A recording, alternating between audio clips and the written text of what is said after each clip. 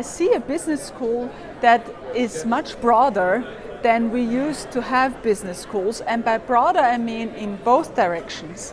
Of course, business students would need a solid education in the regular business fields, but we need business schools that can offer on the humanities side a lot of interesting offerings, courses, experiences, and on the other side more on the data science, the natural sciences. I think it will be important that business schools become more inclusive.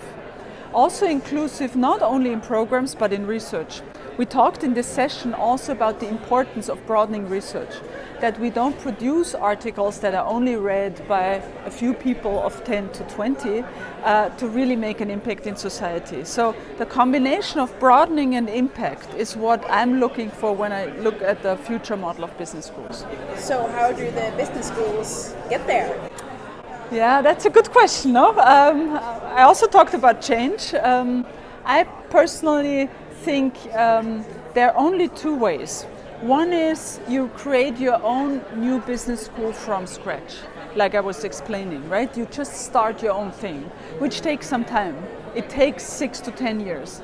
Or you try to radically change incrementally. I know this is a contradiction, but I think it can work. You just need champions within your school. You need to convince your leadership this is what you need. And then you need some funding to make this actually happen. So I think there are a couple of factors that are involved in order to make this development possible. Why is the inclusiveness so important? Because the business world has become so much more complex. Look at the political scene. Students should be able to understand what politics are all about. They should understand what data can do to you. They should understand the history where we come from. This was not so much the case many years ago, where we had a more stable, calm environment to work in and to live in. And this is not the case anymore, all the way to the environment. So to give the sensibility to a business student there is more than business and economics, I think is of key importance. And we are still searching for the best possible combination.